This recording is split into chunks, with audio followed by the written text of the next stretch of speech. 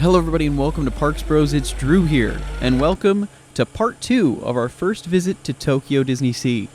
If you missed out on part 1, I highly recommend going over to that video first. Our route across the seas took us from the Mediterranean harbor to the American waterfront to Port Discovery, and then eventually the Mermaid Lagoon and Arabian coast. Oh, and how could I forget the Lost River Delta? We got to ride a handful of attractions and try a couple tasty treats before heading to...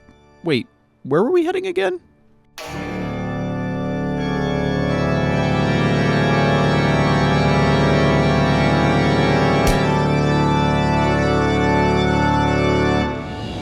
You have got to be kidding me.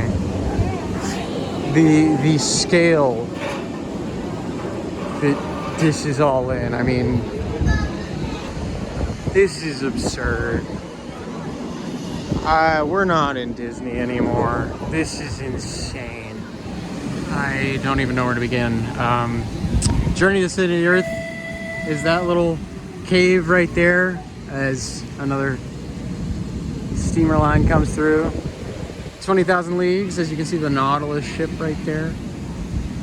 I'm not sure exactly where the entrance is. I'm assuming it's over on this spiral over here, but we'll have to find out in just a moment. This all looks spectacular though. Journey currently posted, I think, an 80-minute wait, which is not bad at all. Usually it's way higher. It's a pretty chill day today, thankfully. But then 20,000 Leagues, I think, was only a half hour. So I think we're gonna hop on that and check that out, because I never got to ride the iteration that was at Disneyland, and the only thing I got to ride was Nemo on opening day, and that was a 6-hour wait. That was a day I'll never forget. But this should be pretty dang exciting, and a lot more promising than Nemo ever was.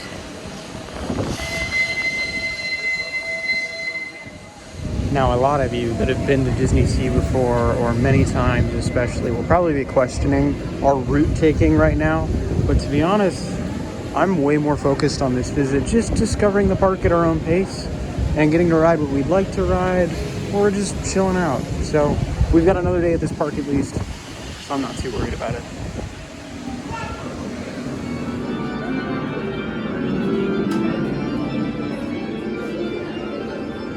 So a lovely detail and throwback to Jules Verne's book, 20,000 Leagues. They do have in the queue Caught in the Minor being played by Captain Nemo while you're waiting in the queue. I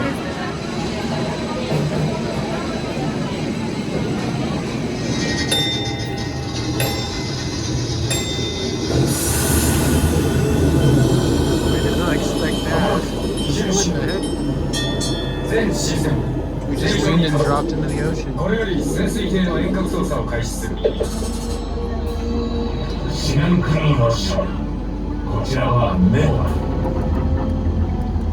Something really cool about this ride is there's a joystick to shine the light on different things.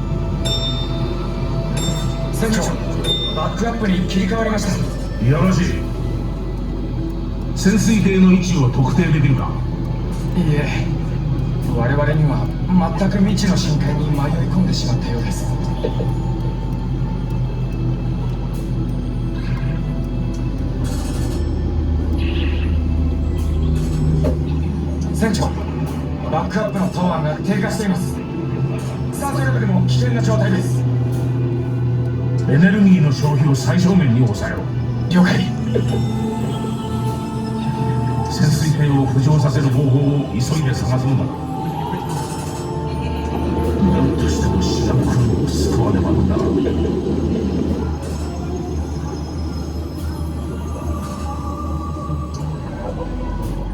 どうだ、浮上させられるか。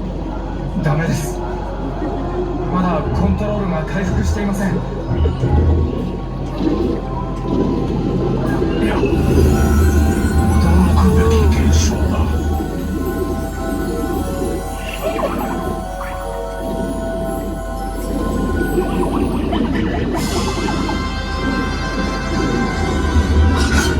船長、潜水艇が戻りました。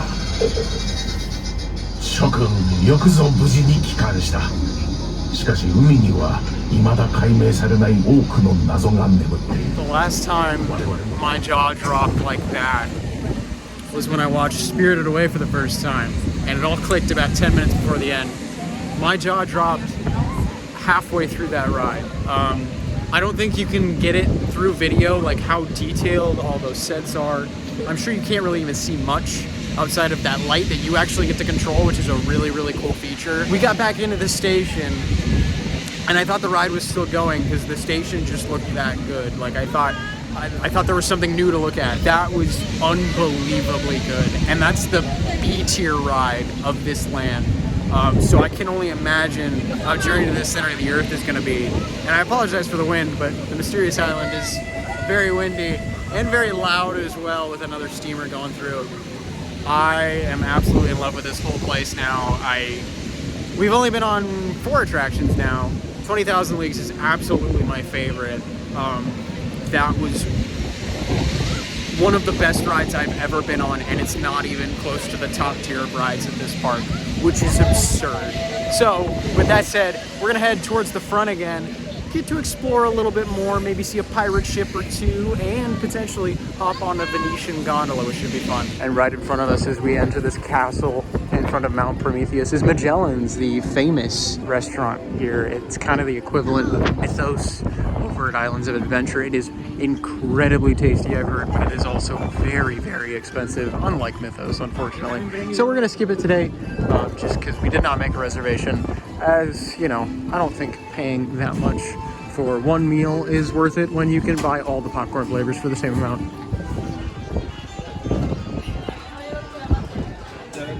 Heck, maybe it's windy enough that one of Leonardo da Vinci's contraptions might take flight a little bit here. So inside one of these towers inside the castle is the Room of Planets, and it's got a bunch of Da Vinci drawings all over the walls.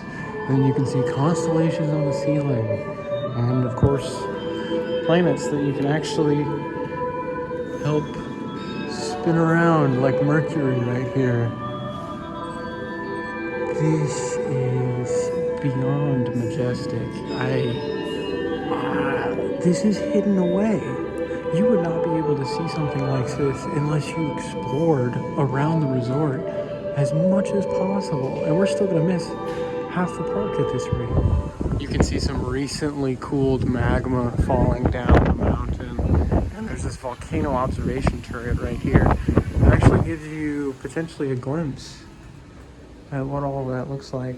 I think this is part of Leonardo's challenge, but maybe, I'm not really sure what to do here, but maybe we'll find out on our second day.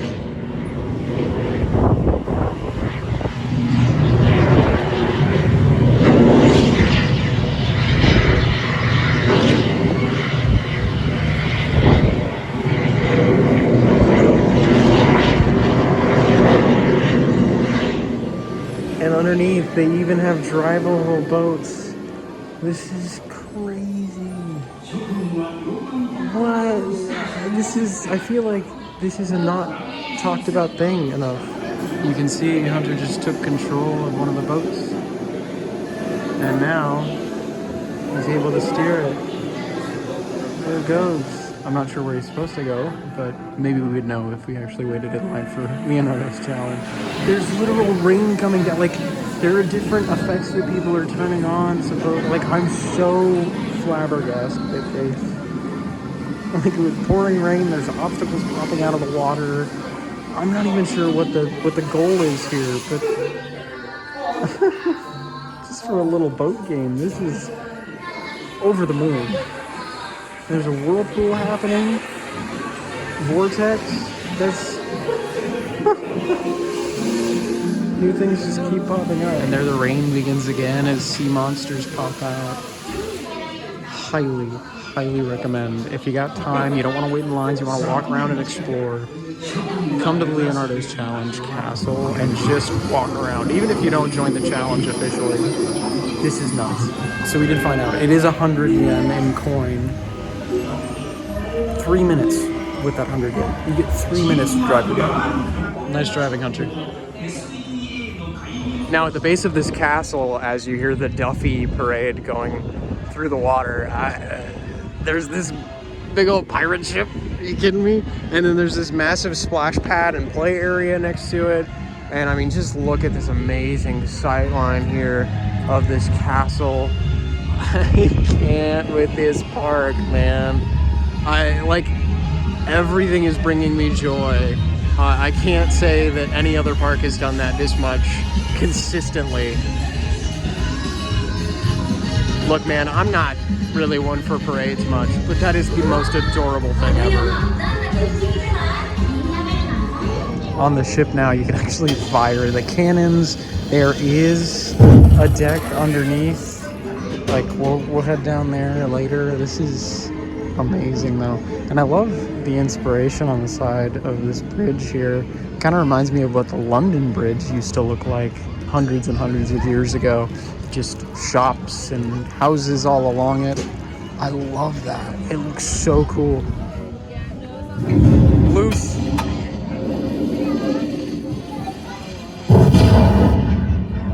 It's so cool. There's even this area. It seems to be the captain's quarters back here, potentially.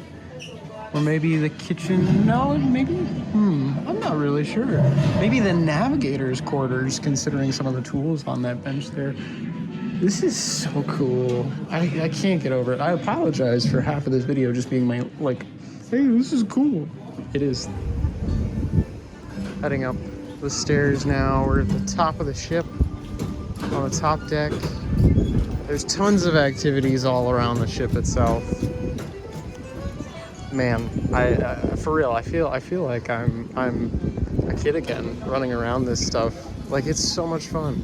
Like, there's a water pump here that's pumping out water on the side. Like, there's just so much to do outside of just the rides and whatnot. And we, unfortunately, don't have too much time for many more rides tonight, but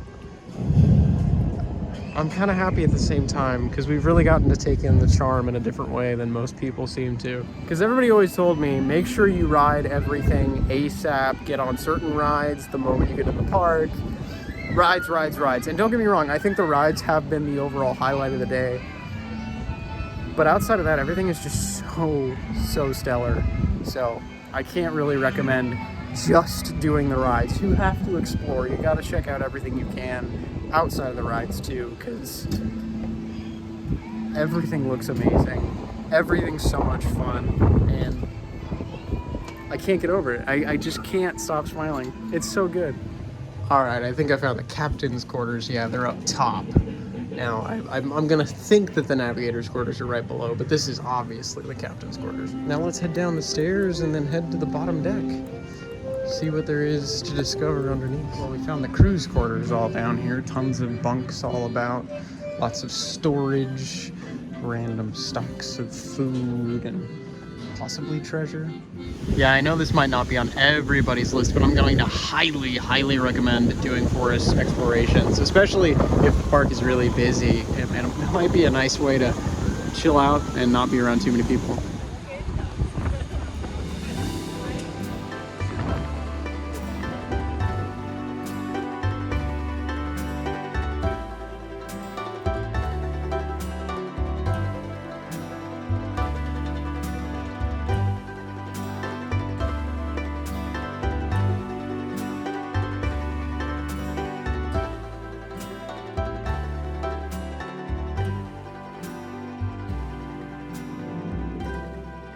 As we've made our way back into Venice and trying to figure out what to eat next potentially. I want to talk about how the Hotel Miracosta, which is up here, is absolutely incredible. I mean, getting these park views must be amazing.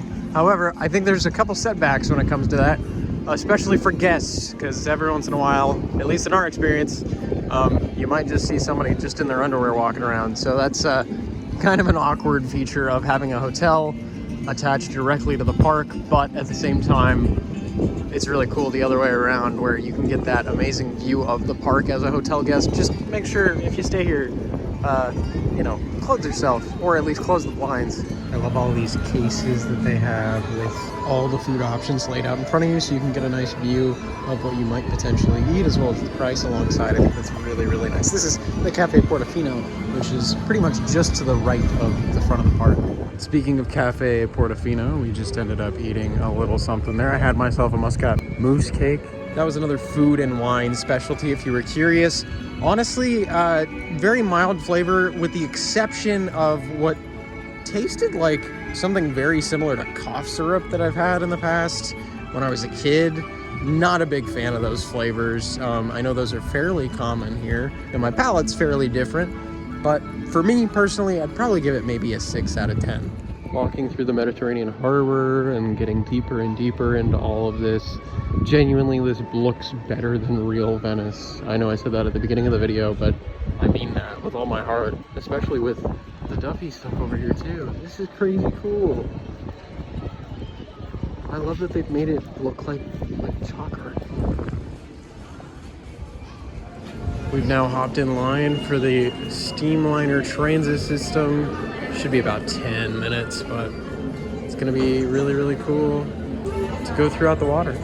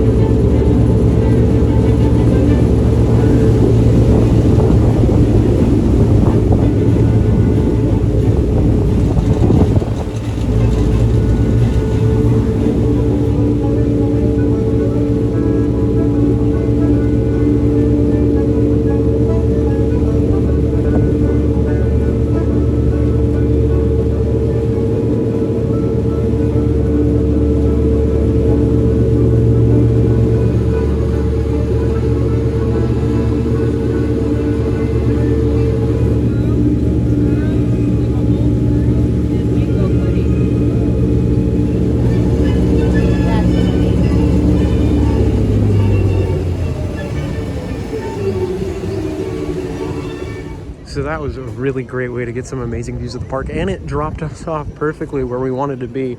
I will say wait times are dropping everywhere. It seems like everybody's leaving the park with the sun going down. Now, before the sun completely sets, we had to grab this incredible looking mango parfait of sorts. It's got ice cream, little crunchy bits, and of course a churro to top it all off. This looks amazing. I can't wait to dig in. And that can be found here at Sultan's Oasis. It's pretty much across the way from Sinbad. There's also this long naan bread. Oh, that looks so good. But yeah, this is what we got, the Sultan Sundae. This is my favorite thing that we've had today. A definite 9 out of 10. There's pineapple chunks, pudding at the bottom, Cocoa Krispies. It was just delicious.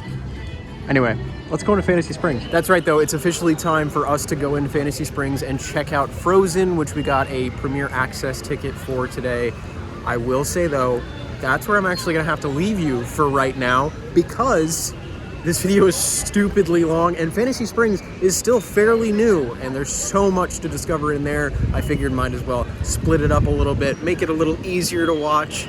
But with all that said, I want to say thank you so much for tuning in. I really do appreciate you being here, and this is insane. I still can't believe we're in Tokyo and DisneySea especially. So I can't wait to come back here for another visit on this trip, and going to Disneyland for the first time in the next couple of days as well. So that'll be a lot of fun. So make sure to subscribe if you haven't.